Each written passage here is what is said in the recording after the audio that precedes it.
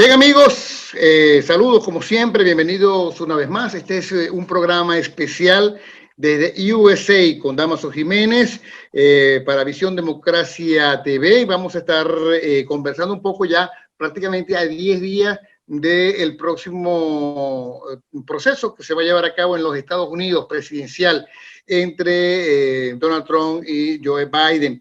Y por supuesto vamos a hacer un análisis de cómo se encuentra el proceso en este momento, obviamente tomando en cuenta el último debate que se llevó a cabo esta semana. Con nosotros van a estar Jesús Sánchez Melián, ustedes ya lo conocen, él es editor de El Comercio de Colorado en la ciudad de Denver, @JesusLuis11, y Antonio de la Cruz nos está acompañando desde Washington.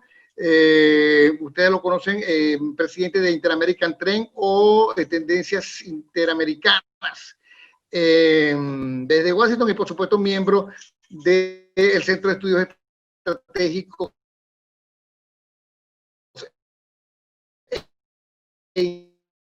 Internacionales. Vamos a estar haciendo el programa el día de hoy. Por supuesto nos pueden ir de Instagram, @mi, por supuesto, @Damaso Jiménez, nos pueden por nuestra página web.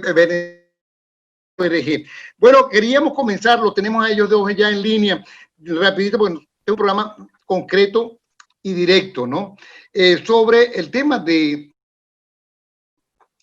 este sábado, cuando estamos haciendo el programa, esperamos que salir o esta noche o mañana domingo. Si es así, bueno, de todas maneras la noticia va a seguir siendo la misma. Algunos le llaman, bueno, nadie se ha atrevido a denominarlo escape o huida. Algunos dicen abandonó el país el opositor venezolano Leopoldo López. Lo estamos leyendo de la agencia France Press.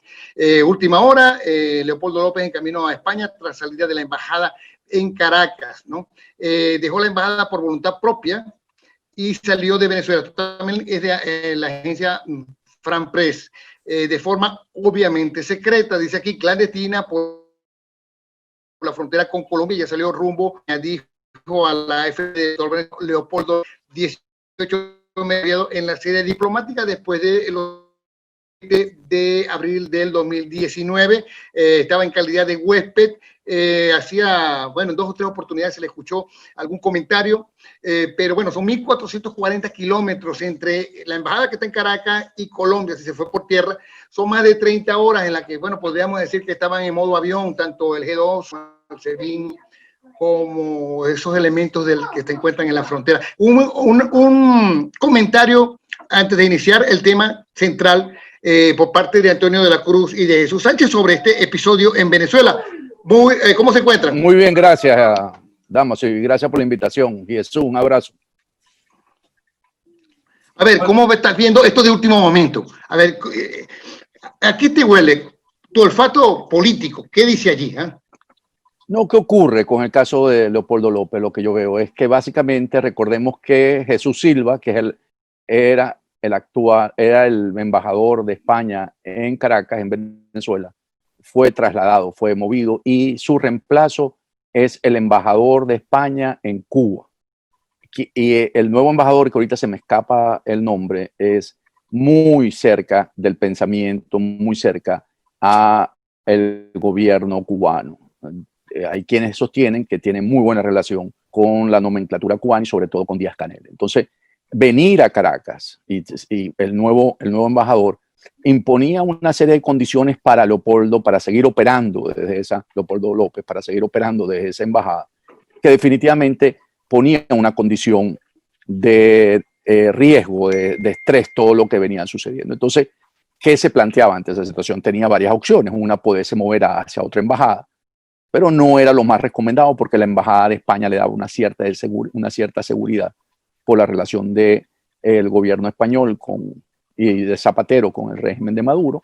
Y eso entonces lo que al final me imagino que tomaron la decisión de salir del país y salir en un momento donde están una serie de circunstancias que van a impactar. Por ejemplo, la conclusión del gobierno interino, si se da el 5 de enero del 2021, está ahora la consulta, que es una idea que él propuso en la mesa para poder ir a la consulta popular.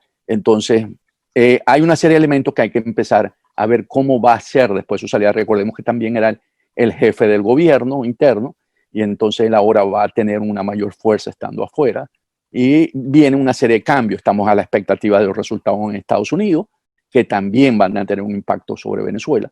Y allí había una disputa entre primero justicia y voluntad popular de esta relación. Entonces, yo creo que Leopoldo López tomó una decisión para seguir cabalgando sobre lo que es el interinato y seguir cabalgando las relaciones de un posible estructura de poder afuera que pueda seguir haciéndole frente al régimen de Nicolás Maduro. Jesús, a ver, ¿fue algo entonces decidido así o hubo un convenimiento como hemos estado leyendo en las redes sociales, específicamente en el Twitter? No, mira, yo le agradezco a Antonio que haya ilustrado también estos detalles que yo no conocía, ¿no? Porque esto no es un detalle menor el hecho de que haya un cambio de embajador. Lo que concluyo en base a lo que dice Antonio es que esto es parte de un acuerdo y le dan la posibilidad de salir. Ahora le toca a él esas salidas épicas a las que López nos tiene acostumbrados, ¿no? Que es crear toda una circunstancia de decir, bueno, que desde el exterior va a poder lograr algo fuerte. Vamos a ver.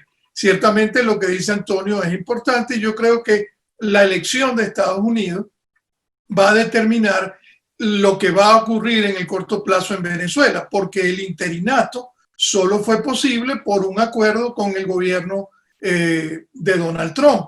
Eso no terminó de la manera adecuada, que era habiendo logrado consenso dentro de las Fuerzas Armadas para un cambio por la vía de una insurrección militar. Y luego la administración Trump no quiso seguir adelante y solo usó la vía diplomática. Por lo tanto, que quede la administración Trump o que venga una administración Biden va a tener mucho que ver con lo que va a pasar en Venezuela en enero. Bueno, todo el mundo está pendiente de lo que va a ocurrir el 3 de noviembre. Ahora, adentro, a ver, voy a comenzar contigo, Jesús Luis, preguntando sobre el tema de cómo estás viendo tú el proceso a 10 días. Por lo general ya hay un ganador cuando falta tan poco tiempo, ¿no? Pero a ver, ¿cómo estás viendo tú la situación con respecto al proceso para los demócratas y los republicanos, toda vez que está todavía la sombra del 2016 del tema de las encuestas que daban ganadora a Hillary Clinton? Está ese temor de la incertidumbre en algunos casos de las encuestas en estos tiempos, ¿no? ¿Cómo crees tú? Porque las encuestas todas están dando ganador a Biden y muchos dicen que ya, bueno, que ya la situación no solamente no es que nos va a ser cerrada, es que va a ganar digamos, por una gran cantidad de votos según el tema en los colegios electorales. A ver, ¿cómo lo visualizas? Sí, bueno, como tú dices, hay incertidumbre. La mayoría de Biden, que tenía hace varias semanas, se ha acortado un poco. Sin embargo, la mantiene y al hacer varios ejercicios con distintas combinaciones sigue ganando Biden. Ahora hay un problema, lo que tú acabas de decir. Una cosa son las elecciones y otra cosa es la intención de voto. Lo nuevo, a diferencia de lo que pasó en el 2016, uno diría, bueno, todo puede cambiar el día de la elección. Sí, eso está bien. Lo que pasa es que en este caso ha habido más votos por correo y más votos anticipados. Entonces, momentos o cosas que han venido pasando en el tiempo de la elección ya han tenido impacto. Pongo un ejemplo. La enfermedad de Donald Trump. Ese fin de semana, de hace 2 semanas, fue determinante para una gran cantidad de votos indecisos que dijeron, bueno, si este hombre vino negando una enfermedad y lo acabamos de ver en un acto masivo en la Casa Blanca y en ese acto hubo 40 contagiados y ahora él se contagia, tienen que ver que ahí hay una inconsistencia, un efecto de credibilidad. Esto es serio. Entonces hubo un porcentaje de votos indecisos que decidieron votar contra Trump en ese momento y baja la cantidad. Quiere decir es que a este momento son muchos menos los electores indecisos que había en el 2016. Por lo tanto, hay más probabilidad que lo que dicen las encuestas sea cierto. Ok, a ver, Antonio, después del tema de la salida de Trump del hospital donde se encontraba, la manera como algunos han señalado que prácticamente con mucha entereza enfrentó el coronavirus, hemos visto un Trump muy confiado muy confiado, a pesar de que todo parece señalar que viene una derrota grande el próximo 3 de noviembre. ¿Cómo estás viendo tú la situación dentro de la estrategia que tienen o que han demostrado en estos últimos días a propósito de la manera como está manejando Trump las elecciones? ¿Será determinante o justamente es una posición que mantiene? Recordemos, esto es una elección de Donald Trump contra Donald Trump. ¿Okay? Donald Trump es su propio enemigo en esta campaña. ¿Okay? Porque si vemos los votos duros de cada uno de estos candidatos, vemos que Donald Trump, en la última encuesta que vi, es 60% voto duro de sus simpatizantes, mientras que Joe Biden tiene 40%. Entonces hay una diferencia de 20. Si nosotros ponemos que fueran a votar por una campaña normal, sin ese rechazo que tiene Trump, podríamos ver que tiene mucho más votos que seguidores el presidente Donald Trump. Entonces, ¿qué ocurre? Que esos errores que él mismo ha cometido le ha generado ese rechazo, esa falta de confianza que señala Jesús, al no poder mantener un hilo conductor de generar, porque él tuvo una oportunidad después de la enfermedad, que se contagió con el coronavirus, en poder reconocer que existía y tener la humildad de derrotar un contrincante. Porque cuando uno derrota, como lo había mostrado al virus, al COVID, tú no eres contra el derrotado prepotente. Al haberse quitado la máscara frente al salir del hospital, eso generó rechazo, porque eso es prepotencia. Y eso realmente no le favoreció. Y tú me hizo pelea con Fauci, ¿no? Ajá, y ahora, esta semana, acaba de pelearse también con Antonio Fauci, que es muy reconocido como un médico. Tiene una gran reputación. Que tiene buena reputación. Entonces, él ha venido como tal. Sin embargo, ¿okay? Vamos a señalar aquí un sin embargo. Sin embargo, el error que cometió el expresidente Biden el día del debate en decir que iba a cancelar paulatinamente la energía generada por los hidrocarburos, metiendo el fracking, metiendo la producción petrolera en los próximos 15 años para ir a un país cero emisiones de CO2. Eso le puede generar una merma de los votos que tenía ganando fácil, cómodamente en Pensilvania, que es un estado que su economía gira alrededor de la producción de petróleo. Y ahí tenía una diferencia de 7, 8 puntos. Y es clave, porque es uno de los swing states. Y en el mismo Ohio. Entonces, en Texas, Trump lo tiene más o menos, pero refortalece Texas para Trump. Ese fue realmente el error que cometió el presidente Biden, que podría darle una oportunidad.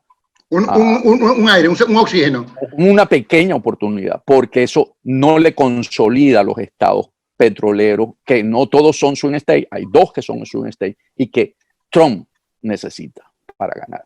Entonces, estamos en la recta final, estamos a los 10 días. Trump está haciendo todo lo máximo posible en poder en esos estados, Florida, Ohio, ¿cómo se llama? Pensilvania, en buscar esos votos. En Georgia creo que también está buscando. Entonces, está tratando de ver si puede salvar la partida. Creo que la tiene difícil, pero no quiere decir que en este momento esté derrotado. Mira, sigo contigo, Antonio. A ver, durante el debate, se habló inclusive de la posibilidad de ese voto silencioso, ¿no? Bueno, tiene temor por el tema de los elementos que podrían destruir la economía, del tema de la de convertir la medicina en un elemento socialista, ¿no? Es sembrar esa duda con respecto a un porvenir no muy bueno en los Estados Unidos. A ver, ¿cómo tú ves esa situación? Y ese voto que todavía no se ha reflejado en ninguna de las encuestas, ¿podría resultarle a Trump? El voto silencioso es un voto que tendría que haber estado ya en términos de manifestarse, de haberse podido, porque los encuestadores están tratando de que no les ocurra el mismo escenario del 2016. Yo creo que el ex vicepresidente Biden logró sostener el piso en el último debate. Él no logra, y eso podemos decir, mantuvo el juego. Entonces, al mantener el juego, él sigue manteniendo esa diferencia de 7, 8 puntos en el voto popular, pero no que cayó, porque podríamos estar hablando que estuviese cayendo. Entonces, vuelvo a insistir, lo único, porque ¿qué se trataron? Los temas que a Trump de alguna manera afecta, que son el COVID, la pandemia afecta mucho, porque hoy la gente está viendo mucho más importante el tratamiento del COVID como algo que le impacta que la misma economía. Y en la economía, cuando él trató de hacer la parte del socialismo y el mismo señalamiento de ser la familia Biden manejadora del tráfico de influencia, porque presentó el caso también de su hijo, de Hunter Biden, también es un caso importante, pero no se ve que fuera a mermar en los votos. Los votos o los posibles votos que puede perder, vuelvo a insistir, es más por el lado del tratamiento que le dio a las energías, al fracking y a la producción de hidrocarburos, que los otros temas que se trataron, porque realmente Biden supo mantener ahí la situación. Jesús, ¿cómo estás viendo tú el tema? Bueno, luego de las acusaciones y de este reportaje tan candente de New York Post, el manejo inclusive que han hecho de esto, tanto Facebook como Twitter, ¿no? Las grandes compañías, de silenciarlo o invisibilizarlo, ¿no? ¿Y cómo salió parado, cómo ves tú cómo salió parado con respecto a este tema para los últimos días Biden después de este debate? Mira, 2 comentarios breves sobre lo de la energía. En un debate hay pocas cosas que quedan para improvisar. La respuesta de Biden, sobre todo vinculado con la importancia de Pensilvania, no fue que se le fue o tiró al aire. ¿Qué hay detrás de esto? El tema de las energías en todas sus variedades es un tema muy sensible para los votantes menores de 35 años. Yo diría de 40 hacia... Culturalmente, la energía llama de, digamos, de postura y todo lo que es cambio climático que se vincula, es un tema casi que religioso para los jóvenes norteamericanos. Si él en ese debate tenía una respuesta distinta, perdía el voto de todo ese grupo de población. Entonces, eso es un riesgo calculado y mucho más después de lo que pasó con Hillary Clinton con relación al carbón. Déjenme hacerles un detalle. La zona de Pensilvania y Ohio, hay producción, hay fracking, pero hay básicamente producción de carbón. Fue tradicionalmente, históricamente, el motor de la economía de esa zona. En un momento de la campaña de Hillary Clinton, Hillary habló inclusive en un debate presidencial sobre la eliminación de la industria del carbón porque decía que era obsoleta. Eso generó unas protestas sumamente airadas de familiares de trabajadores del carbón, que generó un gran conflicto, no solo de votos, porque terminó perdiendo estrepitosamente Pensilvania y Ohio, sino que generó en otros estados que eran de producción de energía. Entonces, ¿pero qué es lo que pasa? En esta elección, ese comentario de Biden va apuntado a mantener el discurso hacia el público joven que tiene esta nueva postura en función a las energías. Eso por un lado. Por otro lado, el tema de Hunter Biden es básicamente una de esas cosas, lo que llamaban la bomba de octubre, que eran, campañas que se crean al final para crear cierta confusión. Ahora, ahí tenemos algo que es risible. Podemos ver lo que sucede con quien estuvo como denunciante de ese caso, que es Rudy Giuliani.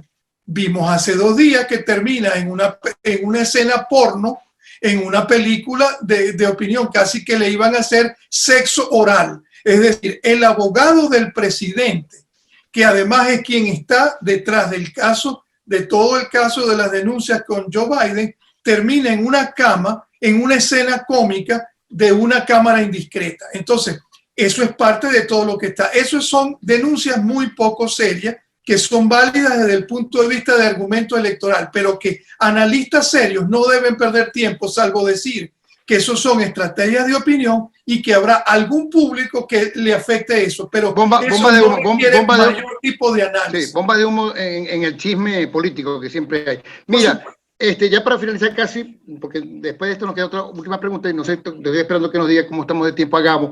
El tema Venezuela, a ver, ¿qué podemos esperar los venezolanos una vez concluya este proceso? En términos de si con Biden, suponiendo que lo que las encuestas están dando gana, nosotros lo que podemos ver en Venezuela es un cambio en términos a las sanciones. Vamos a ver un acercamiento desde el punto de vista de abordar la situación venezolana desde un gobierno de Biden con un esfuerzo, o sea, usando la ONU, usando la Comunidad Europea, dándole un poco eso, buscando un poco más el sentido de rediseñar la estrategia para la solución a través de la violación de los derechos humanos, y ahí el informe de la ONU va a ser importante, porque ellos le van a dar mucha fuerza a ese aspecto de la política, en la política exterior, y entonces podemos ir a un escenario como lo vimos cuando estuvieron Obama y Biden en el gobierno hace 3 años, que es a través de un acercamiento, una mesa de diálogo, buscando que se den los procesos electorales. Entonces iríamos a un escenario mucho más de máxima presión y más de buscar una solución negociada con la comunidad internacional apoyando estas iniciativas. Jesús, rapidito, que nos quedan pocos minutos. Rapidito, te digo una cosa, es decir, yo creo que va a haber ningún cambio, porque yo no he visto presión alguna del gobierno de Trump, salvo la presión diplomática. La política exterior norteamericana es bipartidista. Lo que ha hecho la administración Trump lo hubiera hecho la administración Clinton igual, porque se usan los canales diplomáticos y mucho más en el caso de un potencial gobierno de Joe Biden. Vamos a ver un secretario de Estado republicano, muy posiblemente sea el ex gobernador de Ohio, cosa que vamos a ver la misma política exterior que tuvo Obama, Trump, para la siguiente administración, llámese Obama, llámese Biden, porque déjenme insistir en esto, es una fantasía el haber creído que las palabras de Donald Trump eran la política exterior norteamericana. La política exterior norteamericana hacia los Estados Unidos fue la política de la diplomacia y la de pedir diálogo y presionar para el diálogo, y eso no lo estableció Trump, eso vino desde la administración Obama. Es parte de la política, exterior de Estados Unidos, sí. Vamos a ver lo mismo, y a lo mejor con un secretario de Estado republicano. Ahora, yo quería dejar un mensaje. No, queda poquito, no quiero que se vaya a cerrar. Hay que estar preparado para una noche de elecciones parecida a la que hacía Tibisay Lucena. En este país no va a haber posiblemente un ganador la noche de noviembre, pero eso no es para alarmarse, porque tiene que ver con el cambio de los sistemas electorales. Ok, muchísimas gracias Jesús. Jesús Luis, @Jesús Luis 11, y Antonio de la Cruz, @de la Cruz. Muchísimas gracias, amigos, por seguirnos en este programa especial dedicado pues ya a los últimos días antes de lo que va a ser el proceso electoral del próximo 3 de noviembre en los Estados Unidos, a través de Visión Democracia TV. Le doy las cuentas en Twitter, @VDemocracia TV y @Visión Democracia TV en Instagram. Nuestra cuenta, por supuesto, en @Damaso Jiménez. Nos pueden seguir por allí, y por supuesto en nuestro canal YouTube de Visión Democracia TV y de Damaso Jiménez TV. Muchísimas gracias, Jesús. Muchísimas gracias, Antonio. Un placer. Gracias por todo. Chao. Gracias.